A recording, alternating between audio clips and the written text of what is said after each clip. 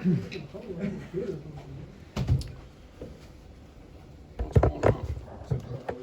Bob. I do, Coach. Congratulations, man. Welcome back. Thank you.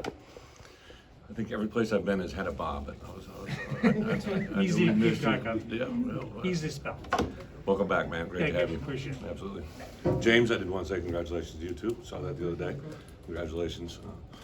Been fun working with you, but you ditched us for the NBA. I understand it. But I'm sure you guys missed us last week. Last Monday I was out and about the country, and it was, I think, a productive work week for us on many different levels. As a program, I thought we got good work on Tuesday, Wednesday, Thursday. Had a lot of developmental work, working with our young guys, some kids that have played a little bit for us. Also some freshmen that or some transfers that haven't been able to get in the game yet that we worked with. So I thought that was good, and then they did get a little bit of a jump on Penn State for us on Wednesday and Thursday. From an injury standpoint, BP just started a quarterback. BP did throw the ball yesterday. I do think that at some point this week we could possibly get his return, but right now I'm going into the work week of a normal game week.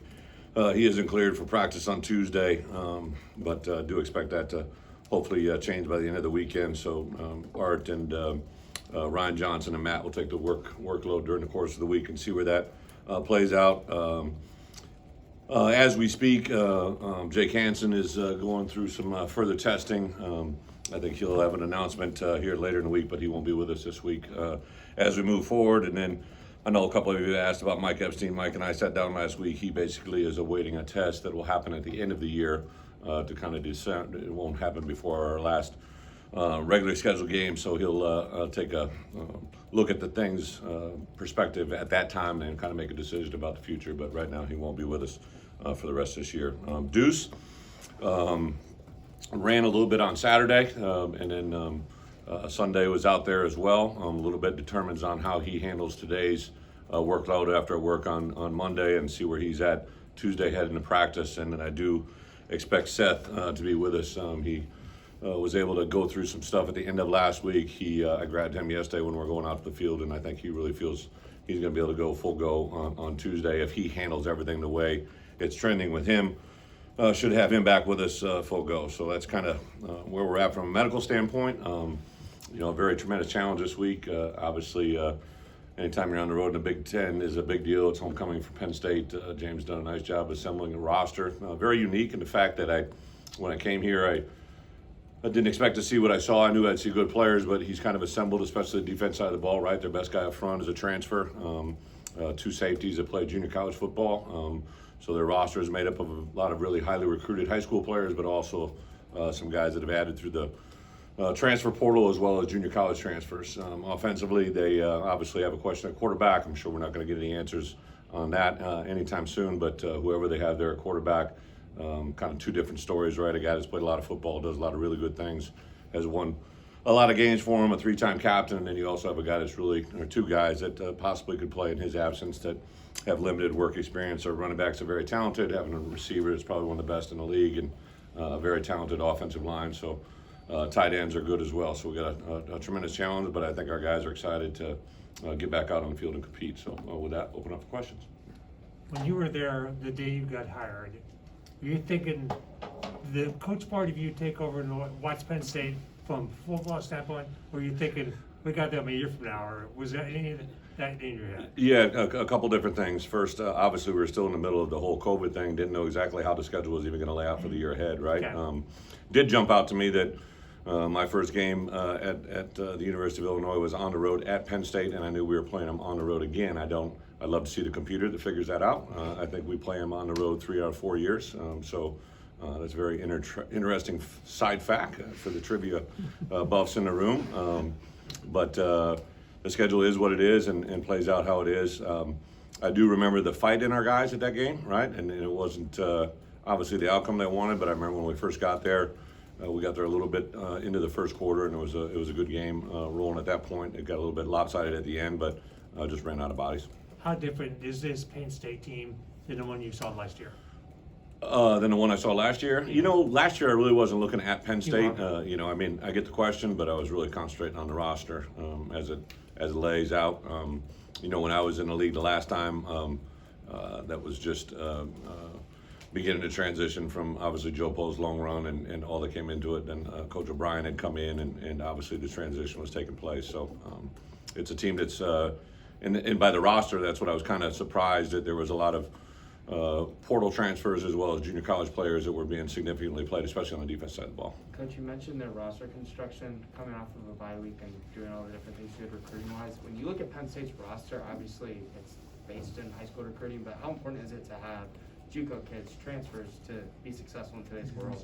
That's exactly why I brought it up. Yeah, I think it's the effects of the portal transfer are probably going to be kind of played out over here over the last the next 2 to 3, 4 years, especially with the COVID adaptations. And this year we just got granted 2 weeks an opportunity to sign 7 more additional players to your 25. So there's a lot of moving parts right now in the NCAA, and there's probably none bigger than the transfer portal in combination with the NIL. I think that's a huge potential swing factor in a short amount of fashion. I think even last week when we looked at the amount of days for myself that I was going to be out as a head coach, I would say the time was equally split between the potential transfer world and the high school world.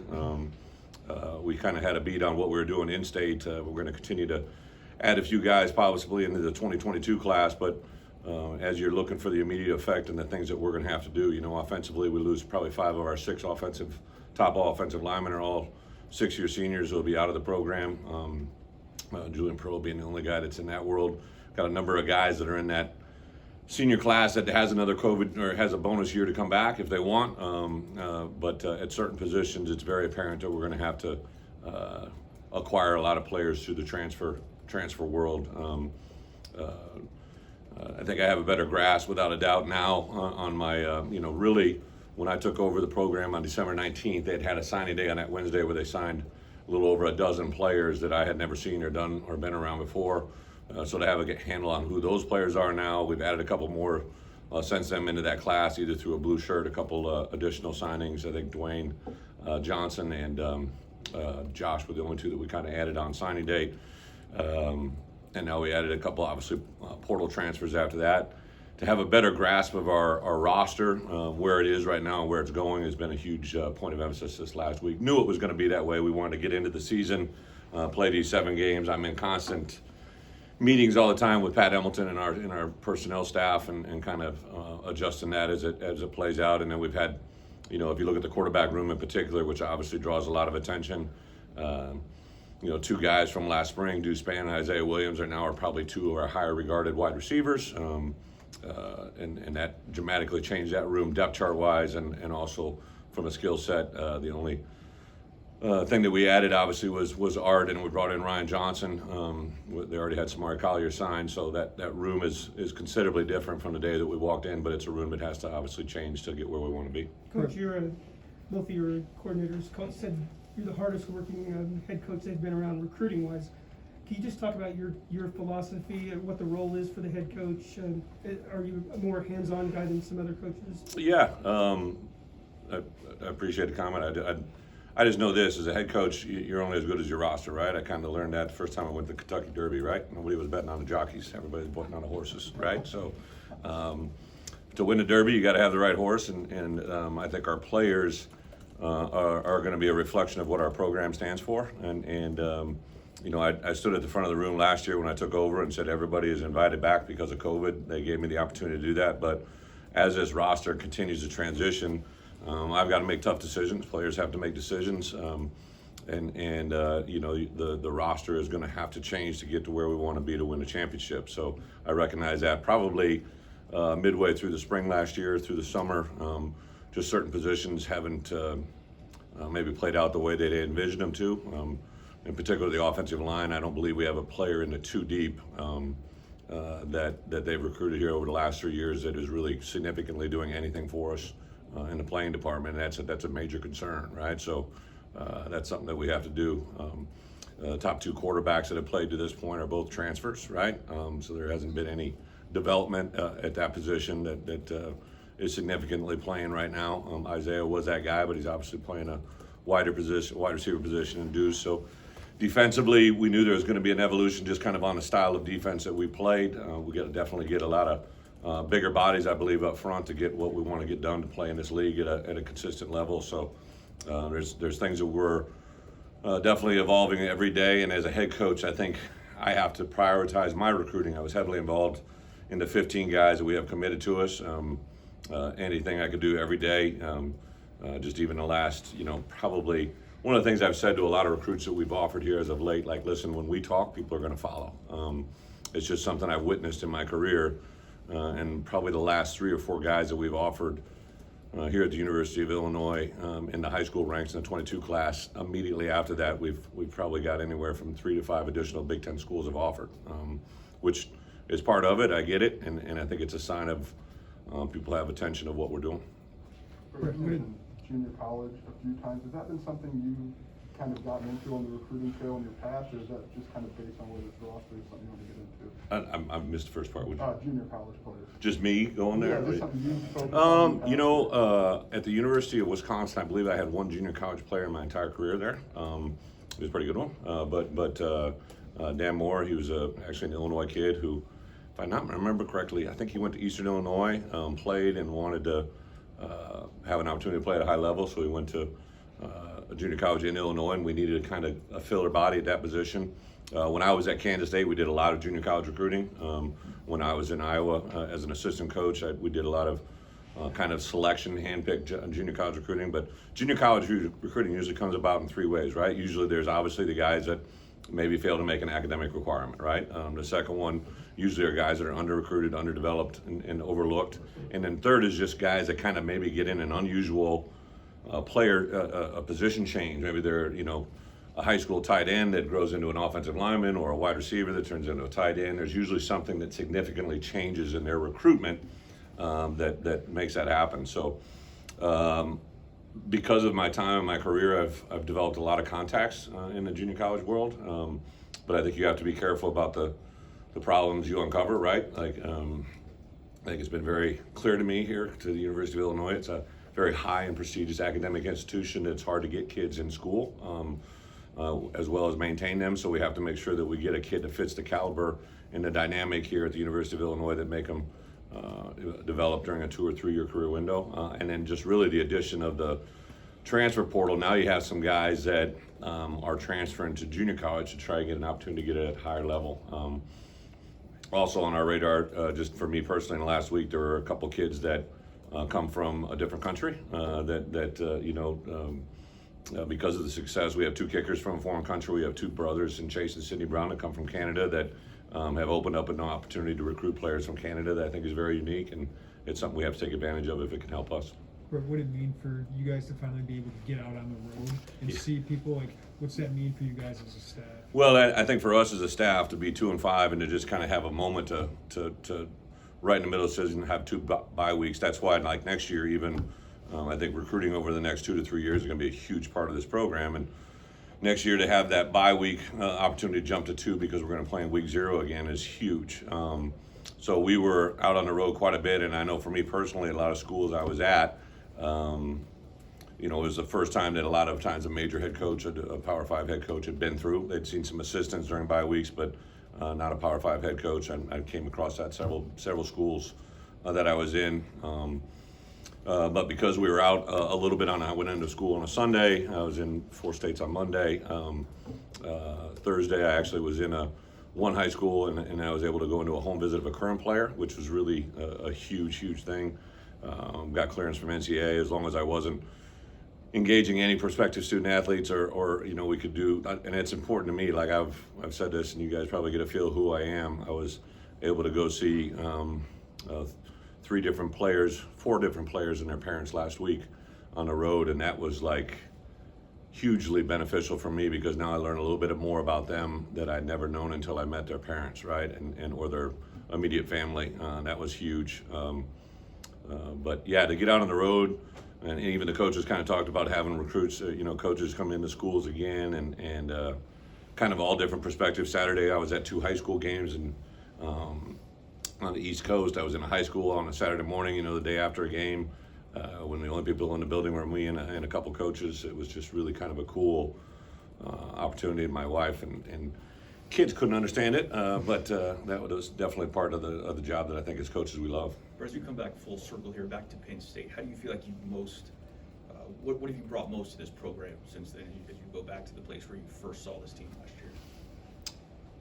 You're talking about our team or their Yeah, team? no, your team. Well, you just know them, right? Like when I was in the press box, I was up there with Warren and Kent and Josh and a crew of people that I was just getting to know a little bit as well, right? So I'm around people I didn't know, and then I'm watching a group of players that I'm glued to my roster trying to figure out who's who, and you know, they're at that time they're just names and numbers. I did enjoy the spirit they played with. I told them that on that Sunday, but now those emotions that I feel with them are real, right? Like to see the disappointment in their eyes after some of these tough losses, but also to see the joy in their eyes after a couple of wins makes it just that much more tangible and real.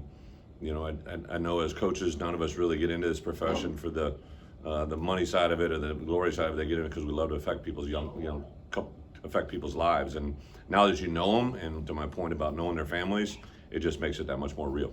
Because you've gone into a game week with Brandon not cleared before, does it make it easier just knowing you have that experience this year where Art took majority snaps and you have an idea of what that looks like?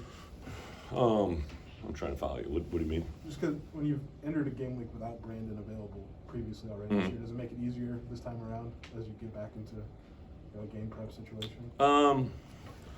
Well, Brandon never played in a game that he wasn't cleared with at the beginning of the week.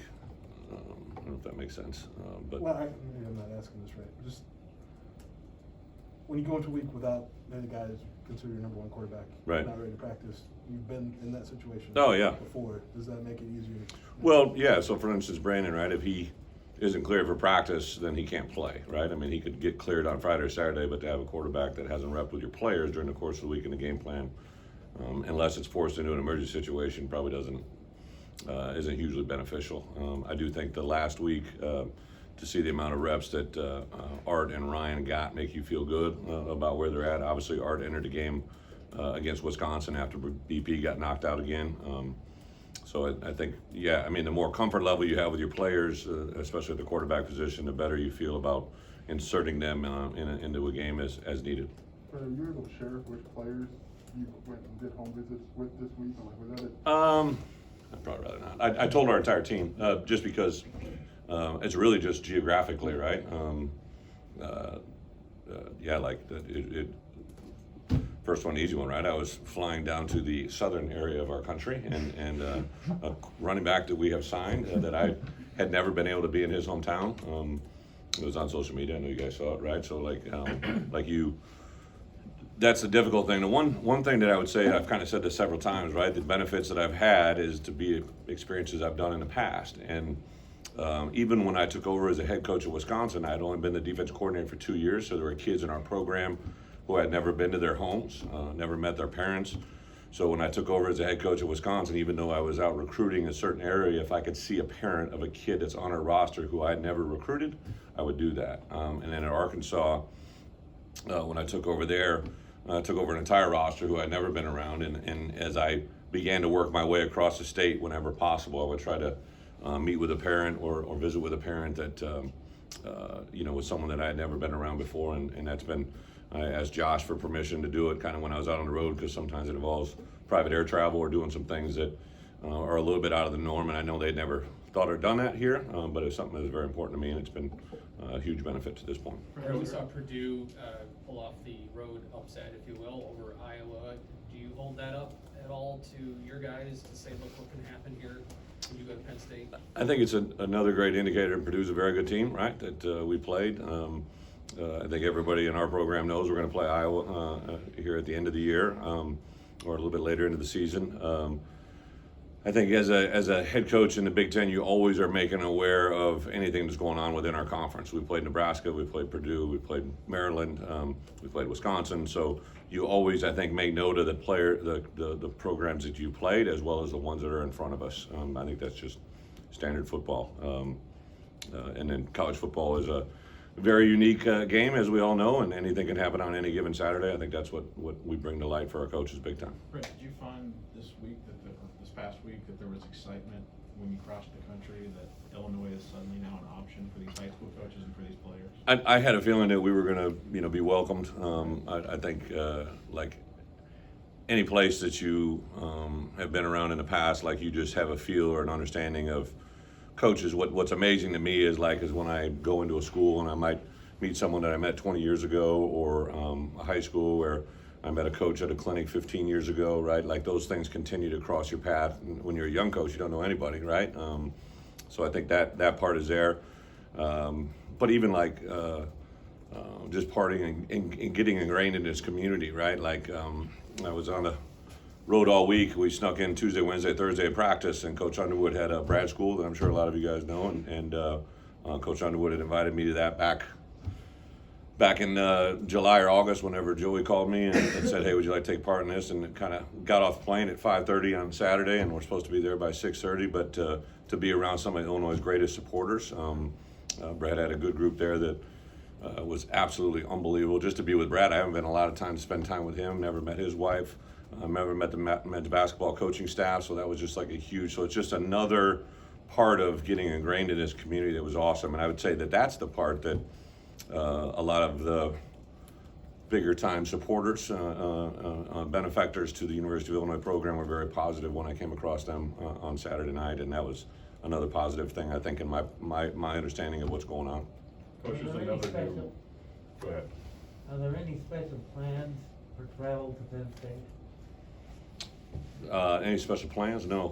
What I mean is, like one time, I remember coaches waited until a couple hours later before they tried to get out of town. Yeah. I think what you might be referencing, I remember when we first went to Penn State when I was at the University of Iowa, they had a small runway, so you had to take two planes. And if you did, when you were coming out of Penn State, you had to wait several hours before you could get out because of traffic. If that's what you're saying, that we've got the logistics. I know I've had some people reach out to me that are having a tough time trying to find a hotel, in State College, and maybe you guys falling through the same thing. But I have a good buddy that's in the NFL that just contacted me, and we were able to locate a room for him. But nothing really significant in that regards.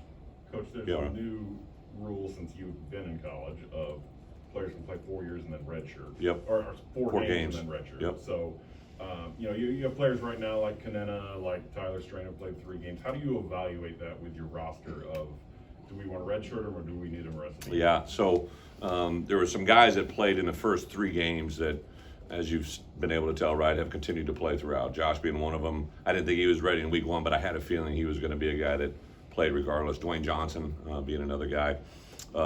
Kreutz has been in there a little bit.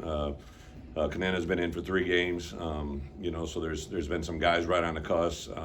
We've had Barlev that's been right there about ready to play. Tyler Strange played a little bit.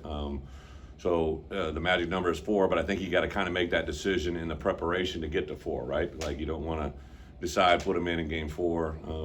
I would say during the bye week we've made some roster changes. There will be position changes that you'll see Saturday in the game that I think is just constant maintenance of your depth chart and your roster and make that better. And some of those have been in the freshman class. So that plays into it a little bit. I think the big thing is when you have a player that you feel may have significant ability to play the next year, is just to get them to understand what it means to play college football, how to prepare, get in the game, even though it may not be 30 reps. If they can get in for 10 to 15 and have valuable game preparation, I think there's a huge asset to that. And then just to be quite honest, at the linebacker position, right? So arguably our best linebacker performance in game 1 was C.J. Hart, who's gone for the year. Jake Hansen, who's obviously out for an extended period of time, has missed several games this year at that particular position. Tyreek Barnes and Kalen Tolson, right, who didn't even have in the spring, have been forced into starting roles. And the guys behind them are guys that haven't really seen the field, right? So because of the unfortunate injuries that we've had this year and the amount of them, it's put a lot of guys on the field in these reserve roles and also heavily involved in special teams that come into play on that 4-game rule. So then when you get to 8 games and say you have some freshmen who haven't played, they kind of have 4 games where they could play and you Correct. know there's a redshirt.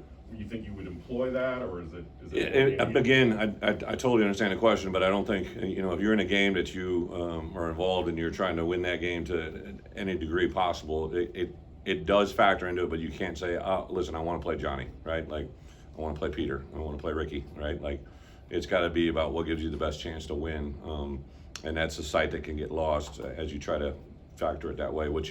I think you have to be much more proactive in your plan about who's available, how you would use them, and be able to use them in a capacity to help you win games. You talked a lot about recruiting and visits. Do you remember your first visit to Aaron Henry's house and the interaction? Yeah. Aaron was a sophomore. I was on Immokalee High School. I couldn't go to his house because at that time he was underclassman. You could only go to practice. I remember all of them. I was sitting, walked through the lobby last night, and I saw Alex Collins and Russell Wilson on sideline, and I thought about my first experience, ever touching those guys live. Saw T.J. Watt and Derek Watt. I remember T.J. Watt being in my basement when J.J. Watt was on an official visit, and his dad said that kid's going to be a pretty good player. I think Dad probably knew a thing. And I remember taking Derek Watt in the middle of fall camp as a linebacker, and thought he's a really good player, but we probably should play him at fullback. I think he could affect the game more at fullback position. And 3 games later, he helped us win a Big Ten championship by the way he played. So roster management happened right in the middle of the season in his case. And that's the same exact things we're doing right now. That's the part that probably, during the bye week, I was looking at some film of past places I've been. Just, there's certain running backs that we have now that remind me of players I've had in the past. So I pull out film from the past. And I remember in my 3rd year at Arkansas, I was looking at an offensive unit that had 11 players on the field from the widest player on the left to the widest player on the right. 10 of those guys played in the NFL, and it was in our 3rd year. So I know what we're going to be able to do. It's just unfortunate we got to go through some bumps to get there. You had said you might be able to let us in on what some of those position changes might be, or is that a wait? No, that's probably a wait to see Saturday. But you had said that you were splitting more time with Art and with Brandon during practice. Will you continue to do that moving forward if Brandon's cleared? Yeah, but I get the question, but 2 totally different worlds. Like at that point, both guys were totally healthy, and they both had played quite a bit, and that's kind of why we had decided to give Art more reps. But BP, he can't get in what he can't get into, right? He can't get into rep on anything that he can't be cleared to play in. So he's not cleared, so it's a moot point. If he is cleared, will he? Yeah, I just don't see him getting cleared. You said he was the starter. Is that true? Who's that? Brandon. You said earlier that Brandon was the starter in here. Did I mistake that? I didn't quite understand it either. No, Hearing it. I didn't say Brandon's a starter. Okay, I thought you said Brandon was the starting quarterback. So Oh, he was a starting quarterback in the situation that you talked about when I inserted Art. Right, that's what you were talking about. You talked earlier about being able to meet these players' parents in their homes. Have you had an opportunity to do that on Zoom in the past, 8-10 months or whatever it is? Yeah, so when we first got here, I met all the kids that signed in a signing class on their parents through Zoom, as well as our entire roster. So we had I don't know if it was the 2nd or 3rd week of spring ball, we had like a parent players meeting, had over 150, 160 people on there that were any players from our current roster that did that.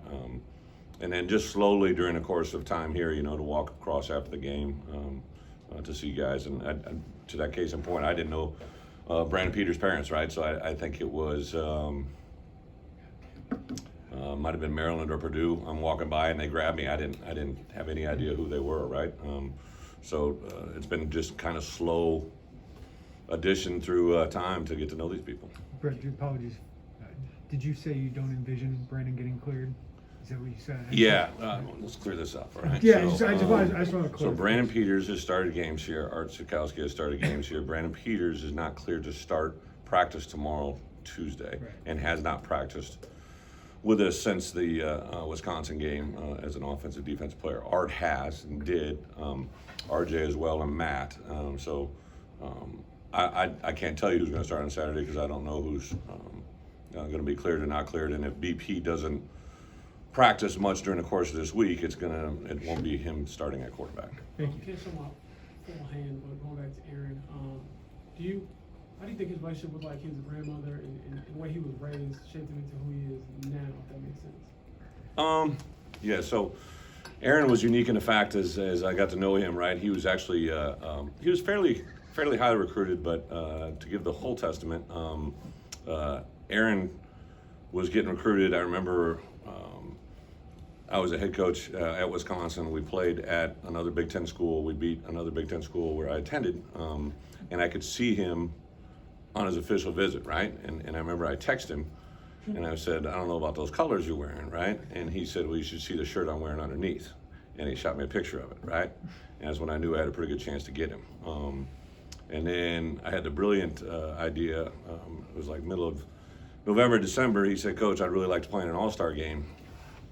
I'd love to, try to get an all-star game. I said, let me see what I can do. So I got him in an all-star game. And he goes to the all-star game, and he's pretty much perceived as the best player that's there. And after he plays in that game, he gets another couple of SEC offers that proceed to one school won a national championship and offered him. And I didn't know where this was going to go, so he basically let it play out with me that he had family one night on the phone, said the school offered him. It's his home state school, and how he'd love to play for his home state. But then he basically said, but Coach, I told him where I'm going to play. I'm playing at the University of Wisconsin. But before that came to full tuition, or full glory, I was in his home visit, and it was grandma and his pastor. And I was sitting there with Dave Dorn, and we're sitting there in the living room, and we're kind of going back and forth, and I don't know where this is going to go. I felt it was kind of trending our way, but I kind of came across with some strong comments where I basically said, like, the things I think we can provide Aaron are beyond the normal things, right? It's not just about football, it's about life, it's about growing. And his pastor said, Coach, can you leave the house? And I'm kind of looking at Dave Dorn, I'm like, now what are we going to do? So they made us go stand out in a driveway in Immokalee, Florida, and I said, I don't know if we just got him or just lost him. And unfortunately, they called us back in 10 minutes later and said that we're committing to the University of Wisconsin at the time. And that just shows you how different those moments are, right? Like, you never really know in recruiting. It's living in that moment. It's about tripping a trigger, having the right decision-making people, and then obviously as I was around Aaron, and know the effect that his grandmother had on raising him and all that he is, but also now I've seen the full glory in him to have his parents get back in his life as they are, and now for him to be getting married here in January and taking that next step in life. And he was a lot cheaper when I gave him a scholarship. Now it costs me several $100,000 a year as a coach, so he's become more expensive, him and Jamel both. Bret, with spring football obviously being its own entity at this point, how do you approach a kid that might want to try something in the spring, like another sport? Like, hey, Coach, I think I can really help Yeah. with that program, right? I can do such a thing with baseball. Yeah, so one of the first things that jumped out to me is to come here to the University of Illinois and have such a strong presence of all these other sports, right? And the two most common, right, are track and baseball for football players. And that is something I immediately reached out. Coach Hartlett was one of the first people to come in my come into the football offices, and one of the first guys that I struck up a relationship with.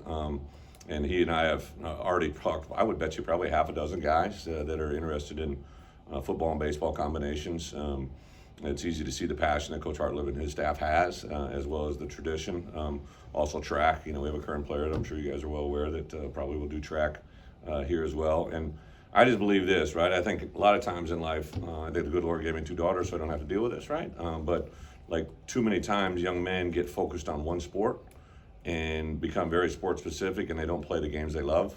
And what I've always said is if you give a young man a chance to play a game that he loves in football, but he also happens to love track, he happens to love baseball, sometimes a happy mind and a happy heart lead to even better results. And in track, like when I've been around fast guys, if fast guys are around other fast guys, they tend to get faster. I've seen it happen over and over. So that will be a transition you really haven't seen here before, or haven't seen as of late. That just wasn't something that was permeated in the program that we inherited.